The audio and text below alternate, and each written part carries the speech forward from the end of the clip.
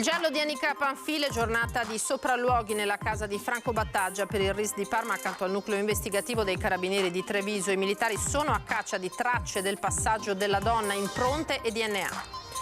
Per la procura di Treviso non tornano molti elementi nella ricostruzione fornita dall'ex Primula Rossa della Mala del Brenta. Nessun riscontro dell'appuntamento della 31enne con un altro uomo. Si è presentato alla polizia il proprietario del cavo di nylon che domenica ha provocato la morte dell'imprenditore 65enne Gastone Feltrin sulla Treviso Mare. L'agricoltore è indagato per omicidio colposo. Si schianta nella notte con l'auto contro il muro di recinzione di un'abitazione. Dramma a Mareno di Piave, a perdere la vita un cuoco 57enne di Conegliano. Paura per marito e moglie, entrambi i finanzieri che abitano nella zona di Viale Europa. Esplode la batteria dell'auto elettrica in garage, box in fiamme, distrutto anche un altro mezzo. Nel Duomo di Milano i funerali di Silvio Berlusconi, molti i volti veneti della politica e dell'industria che hanno voluto prendere parte alle esequie. Per il presidente Zaia il Cavaliere è sempre stato accanto al Veneto. Una festa di Sant'Antonio da record per il gruppo Media Nord-Est, Rete Veneta, che ha trasmesso in diretta la lunga giornata di celebrazioni. È la prima TV in assoluto per ascolti. Buonasera, ben ritrovati, edizione dunque di Treviso dei nostri telegiornali. Partiamo dalle indagini in corso sull'omicidio del Piave, l'omicidio di Spresiano, giornata di sopralluoghi oggi nella casa di Franco Battaglia per gli specialisti del RIS di Parma insieme agli investigatori del nucleo investigativo di Carabinieri di Treviso. I militari sono a caccia di tracce del passaggio della donna, che si tratti di impronte, di sangue o di DNA.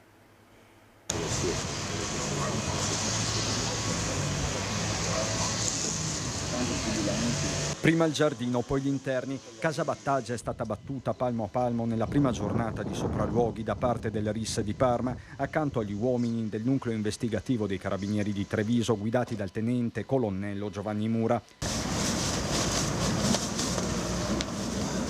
L'inizio delle operazioni in via Europa ad Arcade alle 9:40 del mattino. Con i militari ci sono anche il PM, titolare dell'inchiesta, Valeria Peruzzo, e le legali del proprietario di casa, Franco Battaglia, appunto 76 anni, attualmente l'unico indagato per la morte di Anica Panfile, la 31enne trovata esanime sul greto del Piave. L'uomo sarebbe stato l'ultimo a vedere la donna, ex dipendente della sua pescheria a Spresiano, attività che rimane aperta, così come l'indagato, sul quale non pendono misure restrittive, continua a lavorare e vivere una vita normale per quanto possibile. Posso solo dirvi che, come vedete, sono in corso delle attività di indagine, per cui al momento la difesa non rilascia nessuna dichiarazione. Lei ha sentito il suo assistito? Mi scusi.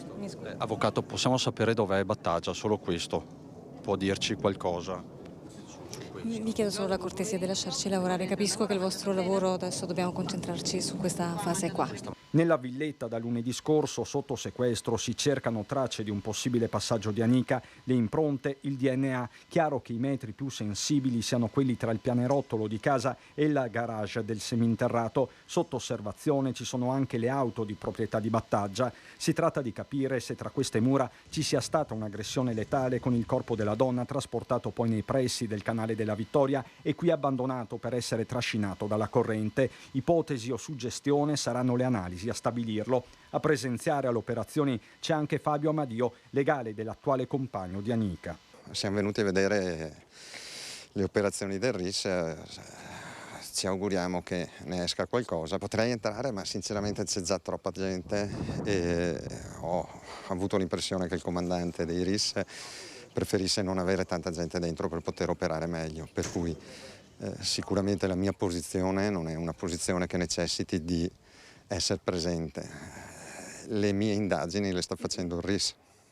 Chiarezza che chiedono in tanti qui ad Arcade, dove però i dubbi sono ancora tanti, troppi. Io parlo personalmente, io non penso che sia quel che sia, non mi sembrava una persona così, visti i suoi trascorsi, non credo che uno abbia ancora in mente di fare o di passare anni e anni dove non deve andare. Sarebbe assurdo che andasse a rovinarsi gli ultimi anni di vita per cosa? Tanto donne ne ha, soldi ne ha, che senso ha? È già pratico praticamente di tutto, no? Farsi fregare a 76 anni. No, secondo me no. Vedo sempre quelle pattuglie e speriamo che venga fuori il colpevole praticamente. Fin qui la gente, ma poi ci sono i dubbi degli inquirenti sulla versione di Battaglia. Non abbiamo riscontri su altri appuntamenti della donna quella sera, ha spiegato il capo della procura Marco Martani. Anica raggiunge la casa del suo ex datore di lavoro Franco Battaglia a bordo dell'auto dello stesso imprenditore che la va a prendere a lavoro a Treviso e poi la porta nella sua abitazione ad Arcade. Questa è la certezza, ma da quel momento della 31enne si perdono le tracce. Il 76enne racconta agli investigatori che lei aveva un appuntamento con un'altra persona. Lui aveva detto nelle prime ore che dopo l'incontro nella sua abitazione, l'aveva accompagnata in un altro punto, in un'altra località, dove aveva appuntamento con una persona che lui non conosceva e per un motivo che lui non sapeva. Ma di questo successivo spostamento noi non abbiamo traccia. La donna non sarebbe stata ripresa da nessuna telecamera di videosorveglianza, da nessuna parte, come se non fosse mai uscita da quella casa. Chiunque sia stato, ha spiegato Martani, gettandola in acqua, ha avuto 4 giorni di vantaggio rispetto agli inquirenti. Sarà importante comunque, ha continuato il procuratore, il risultato che ci darà l'esame delle auto che avrebbero potuto trasportare il corpo. Sul fatto che tracce contenenti il DNA di Anica possono essere ritrovate nell'abitazione dove, secondo Battaglia, la donna si recava ma solo santuariamente per fare delle pulizie, Martani ha aggiunto che questa circostanza di tipo lavorativo sarà oggetto di indagine. Presto Battaglia sarà sentito. Nei prossimi giorni è in programma di sentire anche la versione del Battaglia, questa volta però con le garanzie difensive. E si sono sciolti gli interrogativi relativi a un altro caso invece. Si è costituito il proprietario del filo di nylon che ha ucciso il motociclista Gastone Feltrin di 65 anni lungo la Treviso Mare domenica nel tardo pomeriggio. Si tratterebbe di un agricoltore della zona. È stato un episodio di assoluta sfortuna, le cui valenze penali verranno poi valutate nell'ambito delle indagini che sono ancora in corso. Si è costituito alla polizia stradale l'agricoltore 60enne della zona, proprietario del filo di nylon che ha ucciso Gastone Feltrin, il motociclista 65enne, domenica scorsa lungo la Treviso Mare. La procura ha aperto un fascicolo per omicidio colposo. La vittima era in sella alla sua Harley Davidson quando, arrivato in località Roncade, si è trovato il filo all'altezza del collo. Un veicolo si è mosso attraversando la Treviso Mare in senso trasversale e aveva attaccato un cavo, questo di nylon, che dall'altro lato era attaccato a un supporto fisso e quindi era teso e disgraziatamente si trovava proprio in una posizione di tensione che attraversava la carreggiata stradale nel momento in cui è sopraggiunto il motociclista e oltretutto era anche all'altezza del motociclista. Nulla da fare per il motociclista, l'impatto devastante, il filo teso da una parte all'altra della strada lo ha decapitato. Immediatamente sono scattate le indagini della polizia stradale intervenuta sul posto, la tempestiva attività di sopralluogo, l'acquisizione dei filmati e gli accertamenti effettuati hanno consentito di mettere insieme tutti i pezzi del puzzle.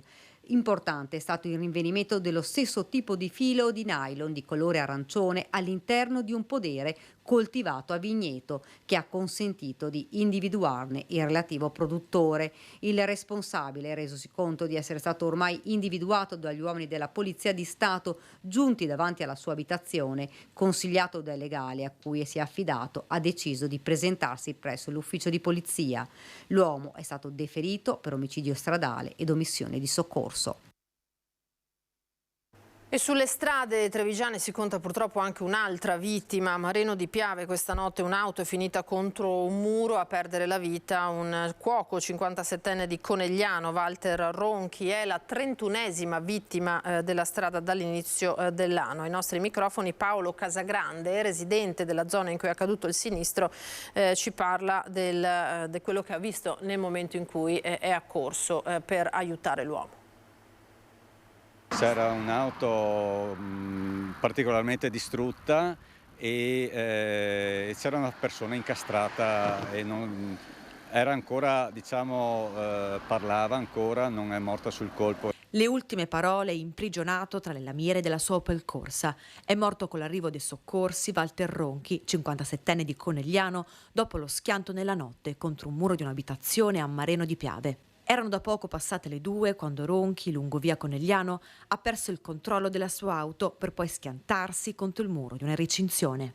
Un impatto fortissimo, l'auto completamente distrutta. Immediato l'arrivo del SUEM, dei carabinieri e i vigili del fuoco, chiamati dai vicini di casa, svegliati da un forte boato. Per estrarre il 57enne, tagliati dai soccorritori, le portiere e la cappotta del veicolo, ma per il Walter Ronchi non c'è stato nulla da fare. Mi dispiace molto, tra l'altro una persona conosciuta in città che aveva gestito anche un bar in centro. In questo caso piangiamo un cittadino che era stato per molti un punto di riferimento, una persona molto generosa e che purtroppo mancherà alla città, mancherà ai suoi familiari, mancherà alle persone che lo hanno conosciuto. Una comunità in lutto per Walter Ronchi, cuoco 57enne che negli ultimi anni abitava con il padre nella frazione di Sette Borghi. Via Conegliano a Marino di Piave, luogo dell'incidente, teatro di numerose tragedie stradali. Qui nello stesso punto è morto qualche anno fa, diversi anni fa insomma, un'altra persona, ma pochi anni fa dall'altra parte del ponte del Monticano è morta una ragazza, poco distante ancora di più. Dall'altra parte della strada, 5 anni fa, 4 ragazzi hanno rischiato la vita perché hanno fatto un grossissimo incidente, hanno travolto anche lì tutta la recinzione. Non sono servite le strisce pedonali volute dai residenti per contenere la velocità delle auto. Ora l'appello è per nuovi interventi di sicurezza. Cercheremo di incontrare anche loro insieme al comandante dei vigili urbani e capire su quella strada che interventi si possono fare. E c'è anche un 17enne purtroppo gravissimo, è stato travolto da un'auto mentre si trovava in sella alla sua bicicletta. Lo scontro è avvenuto a Mignagola di Carbonera in via Valdemoneghe poco dopo le 15 di questo pomeriggio. Intubato e stabilizzato sul posto, il ragazzo è stato portato d'urgenza all'ospedale di Treviso dagli operatori del 118. Nel luogo appunto dell'incidente è intervenuta anche la polizia locale di Carbonera per effettuare i primi rilievi. E si terranno venerdì pomeriggio i funerali di Ludovico Brunello, Valeria Orsoni e Dominga Orsato, le 3 vittime dell'incidente sulla Treviso Mare avvenuto nella notte tra sabato e domenica. Le esequie dei 2 giovani fidanzati, lui 31 anni di Cavri e lei 24 di Treviso, anche se originaria di Castelfranco, si terranno alle 15 rispettivamente nella chiesa parrocchiale di San Giovanni Battista a Biancade e nella chiesa votiva di Treviso. La cerimonia funebre invece della 52enne di Asolo avrà luogo alle 15:30 nella chiesa parrocchiale di Altivole. Oggi lutto nazionale, dunque giornata di lutto nazionale per i funerali di Stato di Silvio Berlusconi in Duomo a Milano. In molti palazzi delle istituzioni trevigiane, bandiere a mezz'asta, vessilli a lutto all'esterno del municipio di Cassugana a Treviso, ma anche bandiere posizionate fuori da Palazzo di Giustizia e dal comando provinciale dei Carabinieri. Anche in alcune scuole della Castellana, appunto, vessilli a mezz'asta, non ovunque, ma molti hanno osservato questo lutto nazionale. Tra i rappresentanti del mondo politico e imprenditoriale il Veneto era davvero ben rappresentato a Milano proprio per l'ultimo saluto al Cavaliere Berlusconi, in tantissimi anche dalla nostra regione per rendergli omaggio.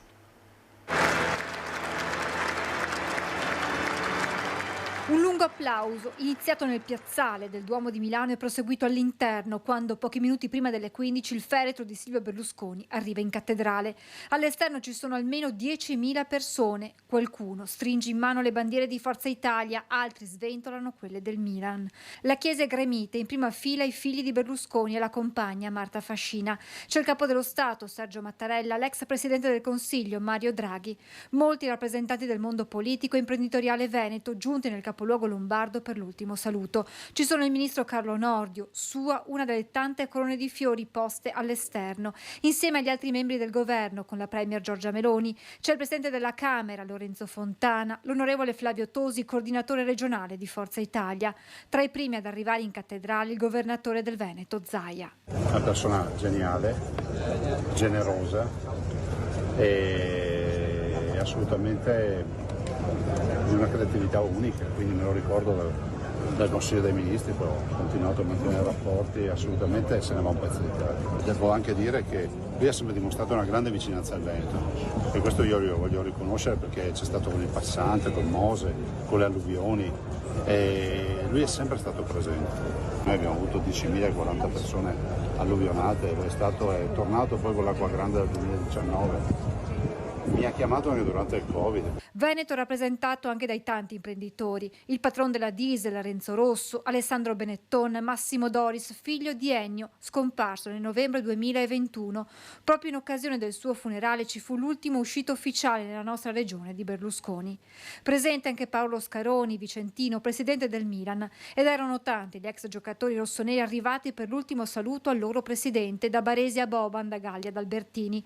E ci sono poi leader internazionali come il premier ungherese Orban, il presidente del Senato, la Russa, e ci sono anche gli avversari politici di Berlusconi, da Renzi ad Elly Schlein. Durante l'omelia, l'arcivescovo Mario Delpini ha tracciato un ritratto di Berlusconi, imprenditore, politico, uomo.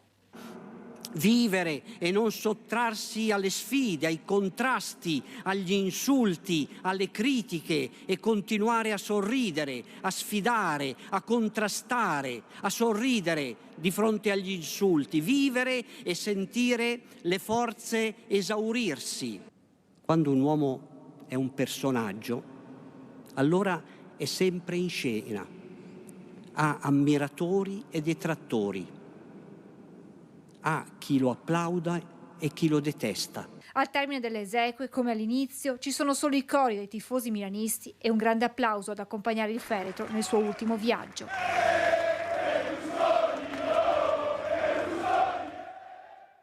Fin qui dunque i funerali di Silvio Berlusconi. Noi torniamo alla cronaca. Esplode nella notte la batteria di un'auto elettrica parcheggiata in un garage di vicolo 7 aprile. Siamo nei pressi di Viale Europa a Treviso. Paura per una coppia, entrambi militari della Guardia di Finanza.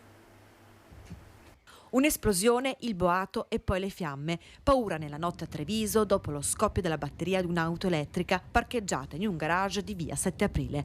Sotto shock ma illesa la coppia che dormiva all'interno dell'abitazione. Marito e moglie, militari della Guardia di Finanza di Treviso e Venezia, che attorno all'1 hanno dato l'allarme. Un guasto alla batteria al litio dell'auto, sarebbe questa la causa dell'esplosione, talmente violenta da abbattere il portellone del box. Raggiunta e distrutta dalle fiamme anche una Mercedes posteggiata nel cortile. Immediato l'arrivo dei vigili del fuoco che in pochi minuti hanno spento diversi incendi, danni per oltre decine di migliaia di euro.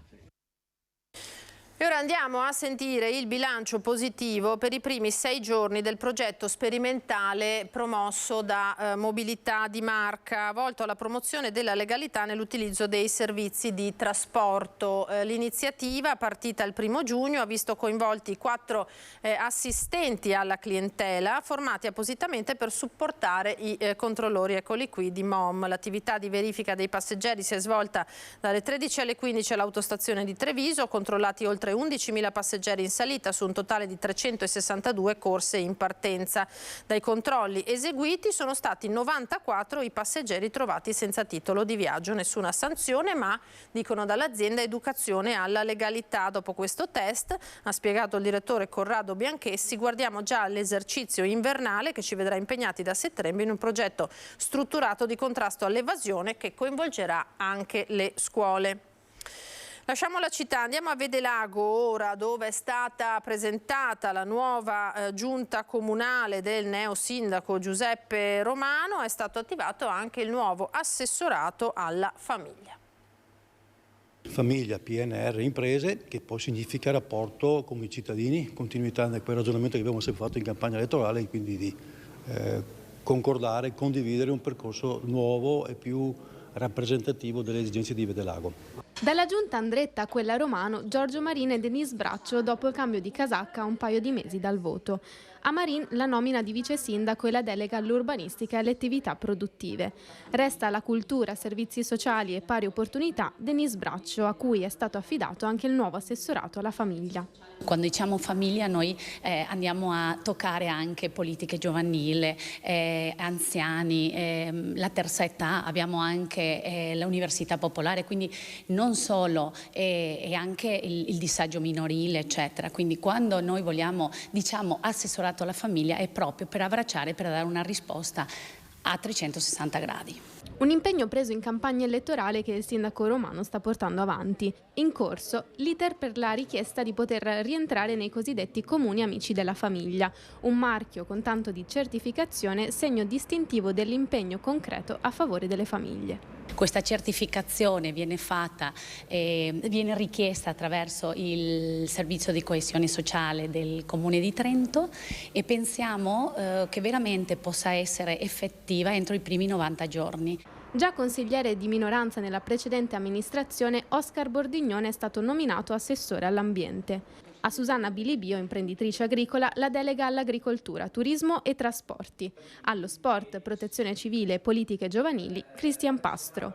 Giunta impegnata anche nell'impiego dei fondi del PNRR. È una grande opportunità, ci sono una decina di milioni di euro che interessano appunto il nostro comune di Vedelago, è comunque una corsa contro il tempo, sia in termini appunto di gestione delle pratiche che anche della partenza dei cantieri, però ce la metteremo tutta per non perdere nessuna opportunità. Questa è la nuova giunta dunque di Vedelago. Noi ci fermiamo per un veloce break e ritorniamo tra poco.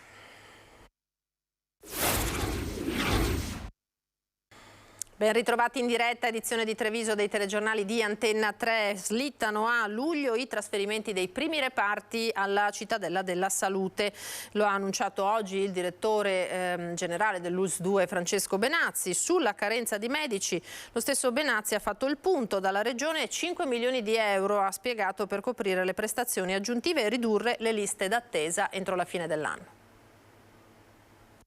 Il 29 noi ci troviamo con i collaudatori, perché voi sapete che prima di mettere dentro delle persone bisogna collaudare, che faremo il giro dalla mattina con i collaudatori in modo tale da verificare che tutti i vari piani, compreso le sale operatorie a cui ci teniamo particolarmente, siano a posto. Appuntamento rinviato quello dei primi trasferimenti alla Cittadella della Salute per esigenze di collaudo. Avrebbero dovuto iniziare il 21 giugno, ma la data prevista per lo spostamento dei primi reparti slitta ai primi di luglio. Prevediamo di far partire le chirurgie e le sale operatorie come primo e poi ci sarà tutta l'estate per trasferire ovviamente anche gli altri. Sul fronte della carenza di medici, il direttore generale dell'ULSS 2 fa il punto e annuncia che il 2024 sarà l'anno in cui arriveranno i nuovi specialisti. E sul nodo delle liste d'attesa, l'ULSS 2 dice che l'obiettivo è quello di azzerare le priorità D e ridurre del 50% le P. Da 25.000 prestazioni totali da eseguire si conta di arrivare a 3.000 entro l'anno. Fondamentale l'aiuto della Regione Veneto. Grazie all'investimento forte che ha fatto la Regione Veneto, per tutto il Veneto 31 milioni di euro, per la nostra azienda 5 milioni di euro, noi riusciremo, e grazie alla collaborazione dei nostri medici e dei nostri infermieri, riusciremo a fare le prestazioni aggiuntive, cioè faremo delle ore in più per abbattere le liste d'attesa e noi contiamo, questo è il piano che ci siamo dati con la Regione Veneto, entro l'anno di azzerarle. Partenza all'alba di oggi da Porta San Tommaso a Treviso, destinazione Faenza. Sono i ciclisti dell'associazione Rode Libere, una quindicina in sella, chi partendo dal centro, chi da Preganziol, chi da Zelarino, accompagnati per ogni evenienza dal furgone del gruppo per raggiungere le zone alluvionate della Romagna e consegnare a 3 famiglie la somma raccolta tra i soci, che sono in tutto una cinquantina. Ben 5.000 euro raccolti donando ciascuno quel che poteva, destinati a 3 nuclei che nell'alluvione hanno di fatto perso tutto, per aiutarli a superare il dramma che li ha colpiti. Qui vedete l'arrivo proprio dei ciclisti dalla Marca a Faenza e l'incontro con le popolazioni e le famiglie che erano state individuate, eccoli qua, in precedenza come destinatari di questi fondi. Adesso torniamo a parlare della festa di Sant'Antonio ieri, perché è stato davvero un Sant'Antonio da record per il gruppo di Media Nord-Est, con l'emittente del nostro network Rete Veneta, che è stata la prima TV in assoluto per ascolti. È un record storico quello che ha fatto registrare ieri Rete Veneta, emittente del network Media Nord-Est, per l'appuntamento con la festa di Sant'Antonio. Una lunga diretta per portare nelle vostre case tutte le emozioni di una giornata che ha unito fedeli, pellegrini e telespettatori in 800.000 davanti alle 3 TV del nostro network, che conferma ancora una volta la propria leadership assoluta nel panorama delle televisioni locali per ascolto medio certificato Auditel. Rete Veneta, prima televisione assoluta per ascolti, con 330.000 persone che hanno seguito le celebrazioni sul canale 14, e questo risultato straordinario si riflette sul grafico degli ascolti diffuso dall'Auditel, che certifica quotidianamente i dati delle emittenti venete. Un evento che milioni di fedeli in tutto il mondo hanno potuto vedere anche sui social del Santo, grazie proprio al lavoro di Media Nord-Est, che fin dalle 5:30 del mattino ha seguito e raccontato in diretta ogni fase dei festeggiamenti del 13 giugno. Sant'Antonio è uno di famiglia. È uno proprio di famiglia. Sentirsi e farvi sentire in famiglia, questo è ciò che volevamo trasmettere e questo è ciò che voi avete percepito. Emozioni che hanno bucato lo schermo, un'unione fortissima che ribadisce ancora una volta la solidità del rapporto tra Sant'Antonio e il suo popolo e tra le nostre emittenti e la gente. Eccola l'analisi della giornata televisiva di martedì 13 giugno grazie ai dati certificati Auditel, la cui distribuzione è molto chiara. Sempre nettissima la differenza nel confronto diretto tra Rete Veneta e Telechiara del gruppo Videomedia, le 2 TV che trasmettevano in diretta l'evento. Come si può vedere chiaramente dal grafico Auditel, l'attenzione dei veneti davanti alla TV si è concentrata quasi esclusivamente su quanto lo sforzo di giornalisti, operatori, tecnici e registi del gruppo Media Nord-Est ha permesso di portare nelle vostre case. La devozione ha unito in un grande abbraccio un intero popolo, un rapporto che non ha eguali e che abbiamo avuto l'onore di poter raccontare anche quest'anno, premiati da quanti hanno voluto tributare un pensiero, una preghiera, un atto di devozione anche da casa, un'emozione grande anche per noi.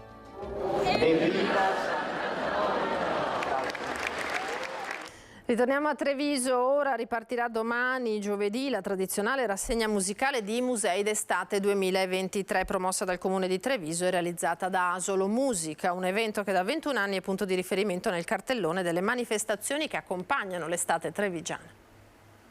È una tradizione ormai di Treviso, credo che sia stata molto apprezzata dai cittadini, anche perché il pubblico è frequente ed è contento, e poi è una manifestazione di qualità. Noi abbiamo sempre cercato di mantenere elevata la qualità di questa manifestazione e siamo contenti, credo, di esserci riusciti. Sempre numerosi non solo i generi musicali, ma anche gli ospiti e le nuove proposte per accontentare i gusti più diversi alla rassegna di Asolo Musica. La qualità è sempre garantita e con la varietà dei generi musicali, dove ogni appunto genere ha diritto di residenza, quindi dalla musica antica, la musica classica, la musica jazz, la musica pop. Anche questo credo che possa far piacere al pubblico, insomma.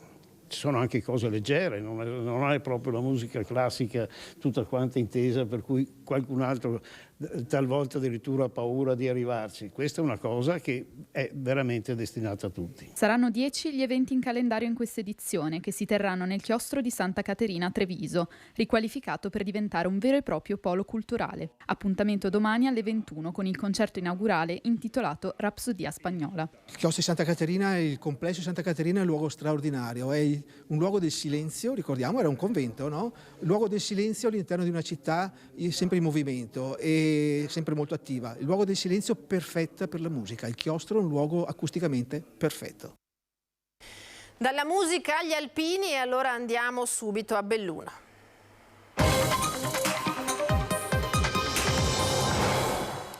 In attesa della Dunata Triveneta nel fine settimana, impegno, solidarietà e collaborazione sono alcuni dei valori alpini che ha esaltato il presidente dell'ANA nazionale Sebastiano Favero in attesa della Dunata appunto di Belluno di sabato e domenica. Era ospite al Ring, andiamo a sentirlo. Quello che per noi conta in queste manifestazioni è da un lato fare quei momenti fondamentali che per noi sono quelli della memoria, quelli dell'onore ai nostri caduti, dell'onore alla nostra bandiera e quello soprattutto dei momenti della condivisione per ribadire ancora una volta i nostri valori e l'impegno che abbiamo rispetto a questi valori che sono, oltre a quelli che ho appena accennato, soprattutto alla solidarietà. Alpini sempre in prima fila, pronti a prestare aiuto nelle situazioni di emergenza di tutti i giorni, senza lasciare nessuno da solo. Un gruppo dei nostri è impegnata in Romagna dopo l'alluvione e quindi c'è un continuo impegno. Abbiamo lanciato anche una sottoscrizione perché, come per tradizione nostra, ogni volta che andiamo in un'emergenza non lasciamo mai quella popolazione da sola, ma vogliamo dargli una mano anche nella fase di ricostruzione. Saper stare insieme uniti in sana allegria. Anche questo è ciò che si tramanda nella tradizione della Dunata, che nasce e continua ad essere una grande occasione di ritrovo e condivisione. Venerdì dunque l'apertura della cittadella, della protezione civile e lo spettacolo al Teatro Comunale, mentre sabato mattina l'inizio delle cerimonie ufficiali che, come sempre, il gruppo Media Nord-Est seguirà rigorosamente in diretta partendo dal Nevegal. Meno 3 giorni alla Dunata Triveneta degli Alpini e il nostro racconto riparte dal Nevegal. Presidente, alle nostre spalle una bandiera, qui cosa succede? Sabato mattina qua inizieremo le nostre cerimonie con l'alzabandiera e quindi sarà l'occasione per cominciare a vedere tanti alpini arrivati qua sul Nevegal. Però prima dell'alzabandiera c'è un'altra cerimonia. Certo, daremo il benvenuto ai ciclisti che si uniranno a noi in quello che è la ciclabile del ricordo, la terza edizione che abbiamo lanciato col centenario della sezione. Alle 9:30 arriveranno, gli daremo il benvenuto e poi ci schiereremo tutti quanti appunto per iniziare con l'alzabandiera la nostra giornata. Finito l'alzabandiera? Ci sarà la sfilata con in testa la nostra banda e andremo fino al santuario della Beata Vergine. Qui siamo al santuario, qui cosa succede? Ci sarà il momento solenne della Santa Messa alle 10:30. Arriveranno tutti i vessilli, tutti i gagliardetti e qui appunto il vescovo Monsignor Marangoni celebrerà per tutti, per una folla che prevediamo di oltre 400 persone. Perché avete deciso di venire su Nevegal per la Santa Messa, ma soprattutto per dare l'inizio ufficiale a questa Dunata Triveneta di Belluno? Perché per noi il Nevegal rappresenta qualcosa di importante per gli alpini, perché c'è tanta storia nel Nevegal, nel Col Visentin, partita appunto oltre 100 anni fa con la ricostruzione del rifugio al Col Visentin e con il salcello per quanto riguarda i nostri caduti del terzo artiglieria da montagna e poi la costruzione del rifugio intitolato alla Brigata Cadore e soprattutto negli anni 60 la costruzione della seggiovia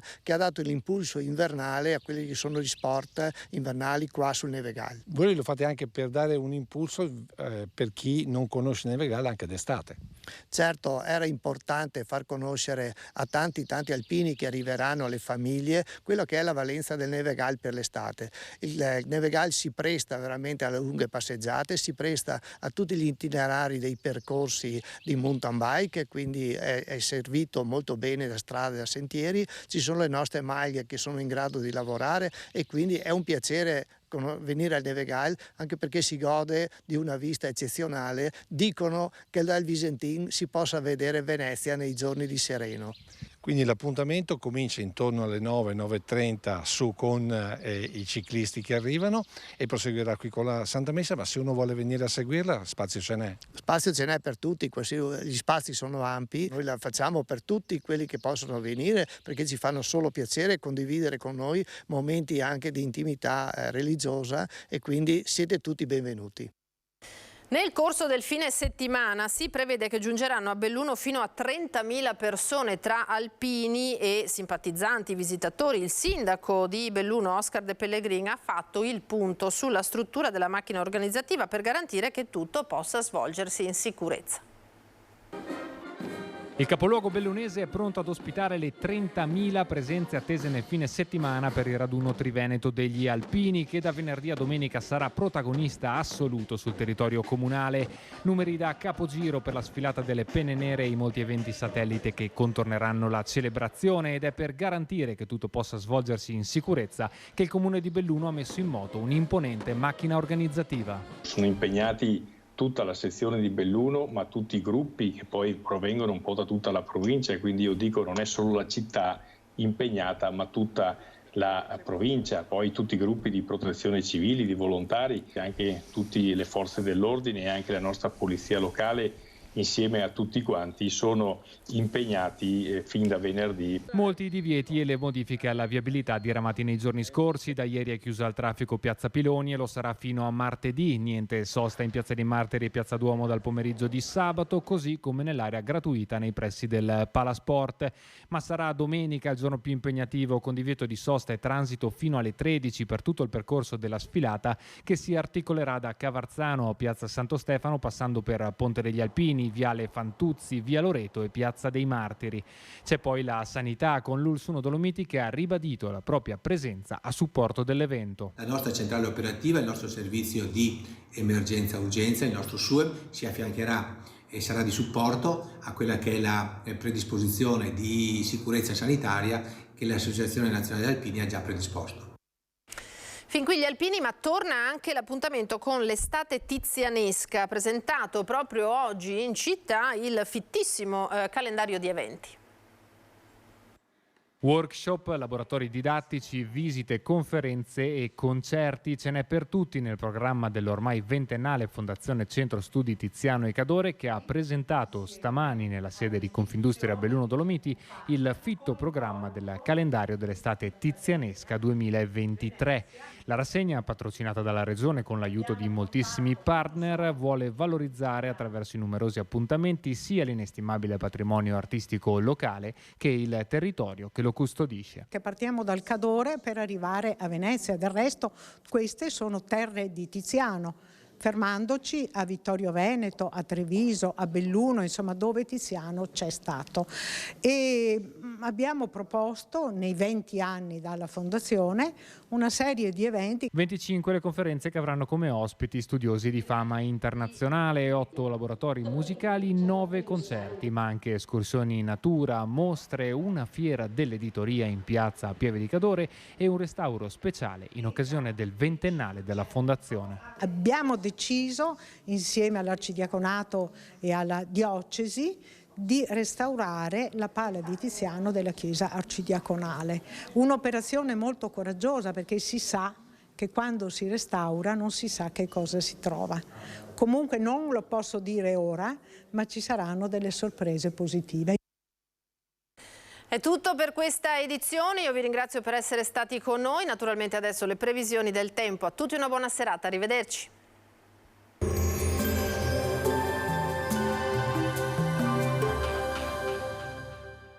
Entra nel mondo Lolato. Da oltre 40 anni un team di professionisti per migliorare la qualità della tua vita. Centro del piede con servizi di podologia. Laboratorio per la produzione di plantari e calzature su misura. Benvenuti al Meteo. Poche novità dal punto di vista meteorologico, tempo buono ma con qualche disturbo in alcuni settori. Vediamo dove nel dettaglio. Sul Veneto la grafica di giovedì 15 giugno mostra il consueto soleggiamento in pianura con cielo poco nuvoloso, ma ci mostra anche una maggiore variabilità in montagna con alcuni temporali di calore sulle Dolomiti. Temperature in aumento lieve, minime tra 13 e 19 gradi, massime tra 24 e 28 gradi. Ci spostiamo ora sul Friuli Venezia Giulia, dove il cielo sarà sereno o poco nuvoloso. Nel pomeriggio sarà possibile qualche locale rovescio sulle Alpi e localmente anche in pianura. Temperature minime sui 15-18 gradi, massime sui 26-27 gradi. Infine diamo uno sguardo alla situazione del Trentino Alto Adige, dove il tempo sarà soleggiato, ma nel pomeriggio non si esclude lo sviluppo di temporali sparsi. Temperature minime intorno ai 15 gradi, massime sui 27-28 gradi all'incirca. Dal meteo per ora è tutto, vi auguro un buon proseguimento in nostra compagnia.